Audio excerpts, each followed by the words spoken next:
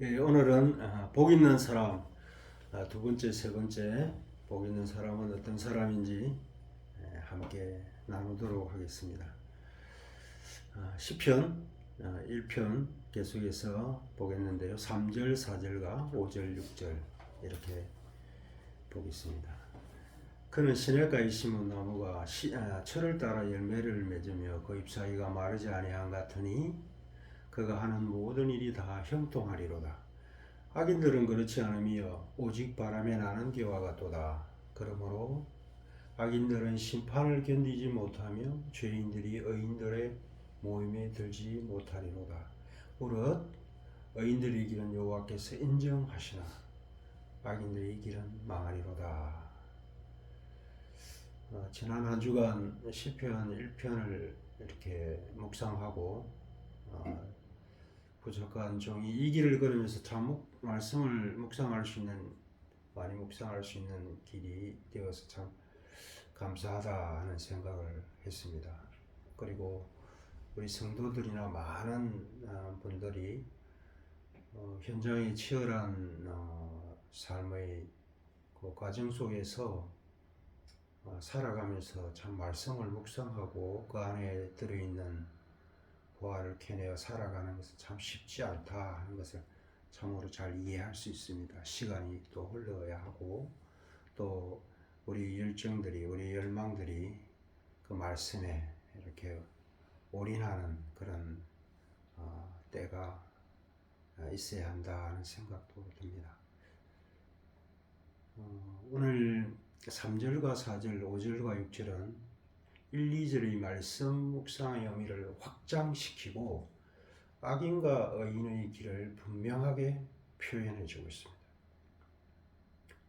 보통 1, 2, 3절과 4, 5, 6절 이렇게 두 개로 나눠서 의인과 악인의 길을 설명하는 메시지들이 많은데요. 저는 그 안에 있는 복이 무엇인가 하는 부분들을 조금 더 조명하고 싶어서 1절, 2절, 3절, 4절, 5절, 6절 이렇게 나누어서 복 있는 사람 1, 2, 3 세 가지를 이렇게 나누어 보고자 합니다. 복 있는 사람 두 번째는 그가 하는 모든 일이 다 형통한 사람입니다. 오늘 이 개념, 형통에 대한 개념을 우리가 잘 함께 인식하면 좋겠습니다. 3절, 4절은 이렇게 말씀을 즐거워하여 주야로 묵상하는 자와 그렇지 않고 자신의 길로 가는 자의 차이를 말합니다. 말씀을 즐거워하여 주야로 묵상하는 자는 어떤 삶을 살아갑니까? 3절에 있습니다. 그는 시냇가에 심은 나무가 철을 따라 열매를 맺으며 그 잎사귀가 마르지 아니한 같으니 그가 하는 모든 일이 다 형통하리로다. 물이 없는 곳에서 시냇가에 옮겨 심기운 나무처럼 복 있는 사람입니다. 나무가 스스로 옮길 수 없습니다. 그 창조주 하나님의 그 섭리하심으로 그 나무가 시냇가에 심기었다는 것입니다. 그리고 그 사람이 복 있는 사람이라는 것입니다. 하나님의 말씀을 사랑하여 주야로 묵상하는 자는 하나님의 정원, 동산, 시냇가에 심은 나무와 같다 하고 있습니다. 여기 시냇가는 항상 물이 흐르고 넘치는 시냇가를 말합니다. 하나님의 개입이 있고 일하심이 있는 그 영향 아래 살아가는 것입니다. 그런 시냇가에 심긴 나무는 언제나 잎사귀가 생명력으로 충만하며 사시사철 열매를 맺게 됩니다. 하나님의 말씀이 생수는 활력과 힘으로 변하고 열매는 점점 익어 축복이 넘치게 됩니다. 하나님의 말씀이 주시는 생명력이 있습니다. 인생의 성패는 거의 타고난 인간 조건이나 능력, 그를 둘러싸고 있는 환경으로 결정되는 것처럼 보입니다. 금수저라고도 이야기하죠. 그러나 그렇지 않습니다. 중요한 것은 그의 인생의 뿌리를 어디에 두고 깊이 내리는가에 있습니다. 시냇가에 심은 나무는 항상 물이 흐르기 때문에 오랜 가뭄이 찾아와도 환경의 변화에 흔들리지 않습니다. 그가 하는 모든 일이 다 형통하리로다. 형통의 의미는 뜻대로 잘 되어가는 것, 언약의 백성에게 베푸시는 하나님의 축복입니다. 이는 내가 원하는 대로 만사형통한 것이 아니라 하나님의 뜻을 이루는 삶을 살아가고 하나님을 드러내는 삶을 살게 된다는 것입니다. 말씀대로 되고 살아가는 것이 복입니다. 순종함으로 나를 통해서 말씀이 이루어지는 것이 복입니다. 자연은 본래 그 생명의 설계대로 자라가고 살아갑니다. 가을에 딴 맛있는 대추와 큰 나무에 작은 예쁜 꽃들이 피어 있는 것, 작은 천일홍과 국화가 그 숲속에서 어리고 작은 생명으로 자라가는 것도 형통한 것입니다. 살짝 피었다가 장미꽃이 이제 시들고 다음에 필 때를 기다리는 것도 형통한 것이라고 생각합니다. 집을 떠났던 아들이 있습니다. 그 아들이 아직은 남루한 그제의 모습이지만 아버지의 품으로 돌아오고 있는 과정도 형통입니다. 징계 속에서 숨긴 자로, 남긴 자로 버티고 살아내는 것도 형통입니다.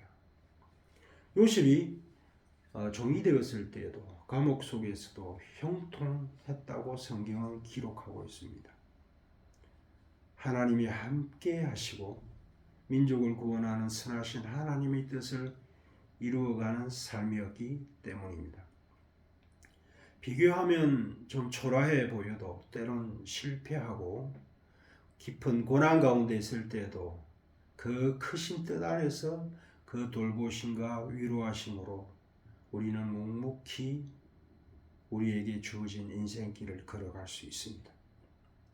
저는 잘 될 때보다 실패했을 때 더 깨닫게 되고 고난과 가난 중에 있을 때 하나님을 더 처절하게 구하고 만나게 되는 은혜가 있었습니다.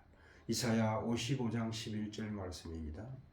내 입에서 나가는 말도 이와 같이 헛되이 내게 되돌아오지 아니하고 나의 기뻐하는 뜻을 이루며 내가 보낸 일에 형통함이니라. 우리를 향하신 하나님이 기뻐하시는 뜻, 그 마음 설계, 계획대로 되어가는 것, 그 섭리 안에 있는 것, 하나님과 함께하는 것이 형통입니다. 그러므로 우리가 돈, 명예, 인기, 쾌락, 다른 무엇보다도 더 사모할 것은 하나님의 말씀입니다. 신앙생활을 하는데 하나님의 뜻을 아는 것과 성취되는 것은 그 어느 것과도 비교할 수 있는 기쁨입니다. 그러나 악인들은 어떻습니까? 악인들은 하나님을 모르고 의지하지 않고 믿지 않는 자, 그리스도 밖에 있는 사람들입니다. 결국 악인과 의인은 하나님과의 관계로 결정됩니다. 우리는 조금 더 착한 일을 했는지 나쁜 일을 했는지 여기에 모든 마음이 가 있지만 중요한 것은 하나님과의 본질적인 관계입니다. 사절을 보십시오. 악인들은 그렇지 않으며 오직 바람에 나는 겨와 같도다. 바람에 나는 겨는 알맹이가 없기 때문에 작은 바람에도 훅 하고 날아가 버립니다. 욥기 21장 18절 그들이 바람 앞에 금불같이 폭풍에 날려가는 겨같이 되었도다. 이 금불은 마른 잎을 이야기합니다. 바람 앞에 마른 잎과 겨 같다고 합니다. 호세아서 13장 3절 말씀 이름으로 그들은 아침 구름 같으며 쉬 사라지는 이슬 같으며 타작마당에서 광풍에 날리는 쭉정이 같으며 굴뚝에서 나가는 연기 같으니라. 아침 구름 같고 강풍에 날리는 쭉정이 같고 굴뚝에서 나가는 연기 같다고 합니다. 실체가 없는 것입니다. 악인들은 겉보기에는 뭔가 있어 보입니다. 또 그 업적 성과와 외적 조건들이 상당히 놀라울 때가 많습니다. 그런데 자세히 들여다 보십시오. 어떻습니까? 하나님과 하나님의 말씀을 멀리함으로 결국에는 바람에 나는 겨가 됩니다. 부러워할 일이 아닙니다. 세상에서 잠시 성공해도 공허와 허무, 외로움, 불안, 두려움 그들을 떠나지 않습니다. 영원하신 하나님, 변함없으신 그 영원한 말씀이 아니라 변화하는 세상 풍조, 그 사상, 그 생각을 따르는 것은 결국 언제 불 줄 모르는 바람에 나는 겨와 같은 인생이 됩니다. 복 있는 사람 세 번째입니다. 여호와께서 인정하는 사람은 복 있는 사람입니다. 시편 1편은 결론적으로 말합니다. 5절 6절 말씀입니다. 그러므로 악인들은 심판을 견디지 못하며 죄인들이 의인들의 모임에 들지 못하리로다. 무릇 의인들이 길은 여호와께서 인정하시나 악인들의 길은 망하리로다. 여호와께서 인정하시는 길과 망하는 길, 이 두 가지 길을 말씀하고 계십니다. 악인들은 하나님의 말씀과 상관없이 자기 생각대로 세상적인 삶의 방식과 가치관을 고집하며 각기 제 길로 살아가는 사람들입니다. 그들은 의인들의 모임에 들지 못합니다. 의인들이 하나님의 백성이 될 수 없다는 말씀입니다. 영원토록 고통스러운 형벌 속에 살아갈 것입니다. 결말은 악인의 길에는 아무것도 남는 것이 없고 바람에 나는 겨와 같이 그 실체가 없고 남는 것은 심판과 영원한 지옥만 기다릴 뿐입니다. 사랑하는 이들을 그곳에 있게 할 수 없습니다. 또 그리고 교회에 다니고 봉사를 하고 능력을 행하더라도 자기를 위하여 신앙을 수단으로 삼아 모양만 가진 자기중심의 사람들을 주님은 인정하지 않으시고 모른다고 하십니다. 인정하시지 않습니다. 운명은 하나님과의 관계와 하나님께 대한 태도에 달려져 있습니다. 의인은 하나님을 믿고 의지하면서 살아가는 사람입니다. 의인들의 길은 여호와께서 인정하십니다. 여기서 인정한다는 것은 원어로 야다로 부부간의 친밀한 관계를 말할 때 쓰이는 단어입니다. 하나님이 아신다는 것입니다. 인정받는 것은 성과의 유무가 아니라 관계의 유무와 깊이를 말합니다. 그런데 우리 사회의 모든 부분이 경쟁과 성과주의의 병폐 가운데 있기 때문에 인정받는다, 인정한다 하면 그런 어떤 배경을 가지고 우리가 생각할 때가 많습니다. 그럼 잘못하지 못할 때는 어떤 상황입니까? 잘하지 못하는 것도 있고 또 그럴 때도 있지 않습니까? 우리 자녀들이 잘하지 못하면 우리 딸과 아들이 아닙니까? 예전에 자녀들 양육하면서 큰 사건이 있었습니다. 아들과 딸 중에 한 명인데요. 중학교 1학년 때 학원에서 마치고 집에 들어오질 않았어요. 학원에서 연락을 받고 굉장히 놀라운 마음으로 그날 아이가 집에 들어오지 않았는데 아내와 같이 그 아이를 찾으러 나섰는데 참 힘든 시간이었습니다.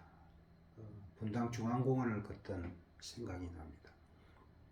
그런데 그 아이가 다음날 들어와서 이유를 알아보니까 중학교 1학년 때 처음으로 성적이 나왔는데 그 성적이 너무 안 좋아서 엄마 아빠에게 보여줄 수 없어서 그것 때문에 그 친구와 함께 나갔다는 겁니다. 정말 다시 생각해 보면 이것이 참 저희 실패구나, 저희 잘못이구나. 그 아이에게 내 사랑보다도 내가 더 잘하기를 원하는 것을 심어주었구나 하는 생각이 들기도 하고, 우리 모두는 그렇게 경쟁하고 그런 성과주의에 매여서 판단하고 그 가운데 우리는 때로 우울하고 슬퍼하고 살아가고 있지는 않은지 돌아보게 됩니다. 하나님은 의인들, 하나님이 자녀들 아시고 사랑하십니다. 하나님께로 나아오고 하나님을 위해 애쓰는 모든 것을 다 하시고 깊은 사랑과 세심한 관심을 가지십니다. 복 있는 사람은 하나님과 친밀한 사랑의 교제를 하고 하나님을 알고 신뢰하며 따르는 사람입니다.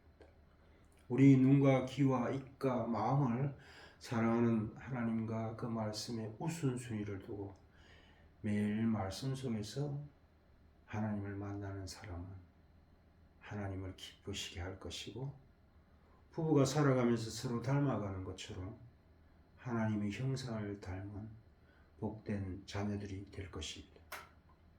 하나님은 너는 내 사랑하는 내 아들이다, 내 딸이다.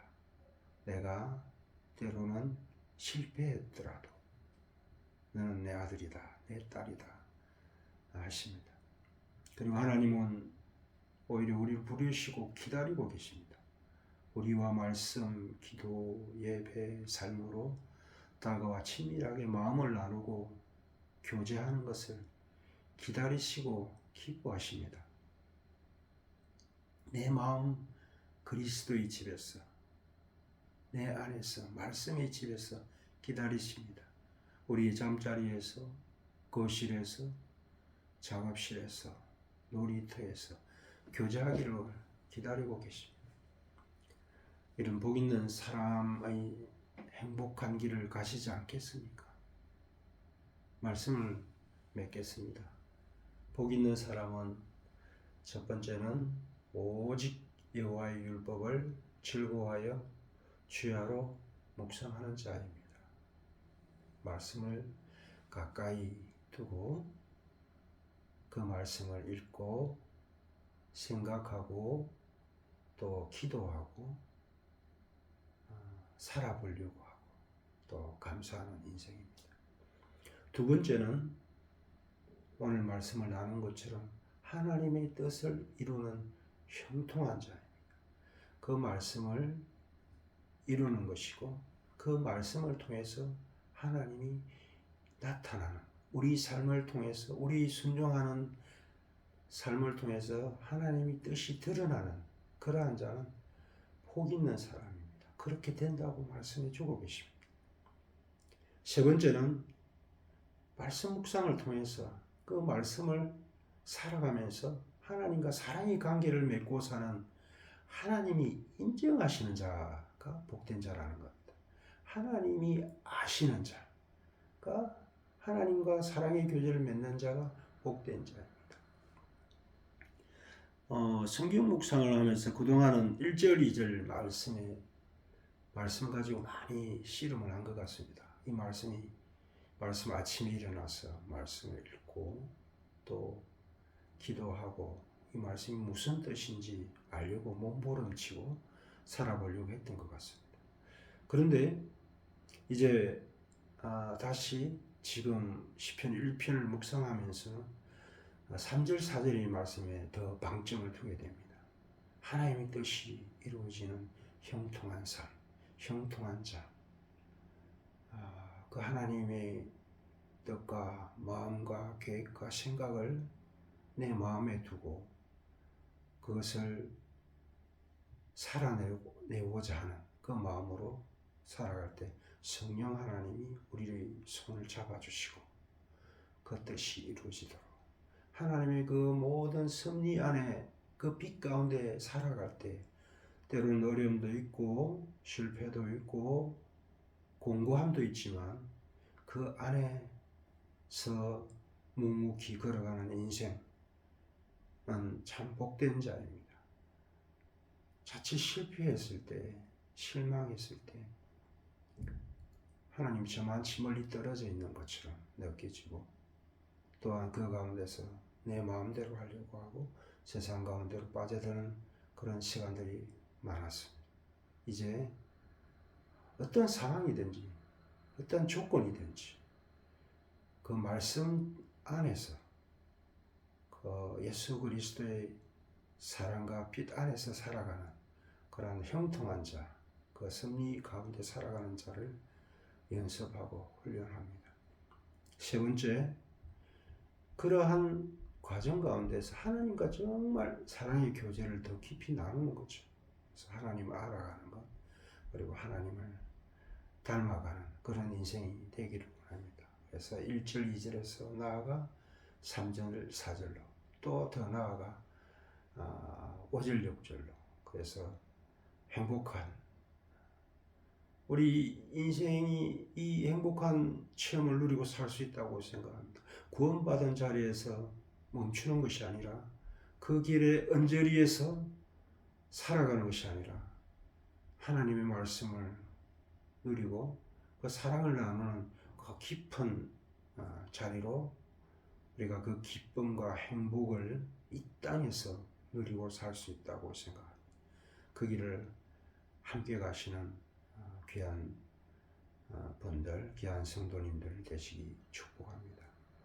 다음 주부터는 행복한 삶, 복 있는 삶에 대해서 마태복음 5장 주 예수 그리스도의 이 땅에 오셔서 하신 그 설교를 가지고 정말 복 있는 삶은, 복 있는 자는 어떤 자인가 하는 것을 함께 나누는 시간을 가지도록 하겠습니다.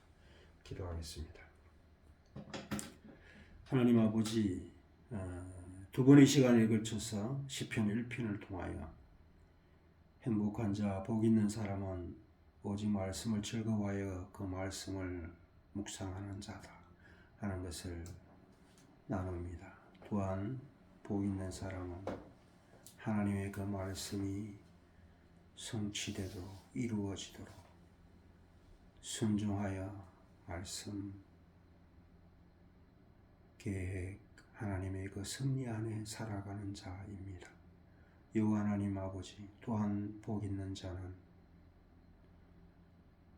그 말씀 가운데 계시는 그 하나님과 사랑의 교제를 나누고 그 하나님을 닮아가고 하나님과 함께 살아가는 자임을 봅니다. 우리가 이 길을 걷게 하여 주시옵소서. 우리 생각이 우리를 좌우하고 또 세상의 많은 논리들과 그 사고들이 우리를 이끌어가고 있습니다. 때로는 그 성과주의와 또 견고한 진을 치고 있는 그 물질주의와 그 이기주의 모든 상황 가운데서도 우리가 그러한 상황으로 살지 않고 조건으로 살지 않고 하나님의 말씀으로 살아갈 수 있는 복된 인생 되기를 원합니다. 이 땅에서뿐만 아니라 영원한 그 하나님의 생명과 능력과 지혜로 살아갈 수 있도록 인생을 살지만 영혼에 잇대어 살아가는 귀한 복된 인생 되도록 은혜를 베풀어 주시옵소서. 감사하며 우리 구주 예수님 이름으로 기도합니다. 아멘.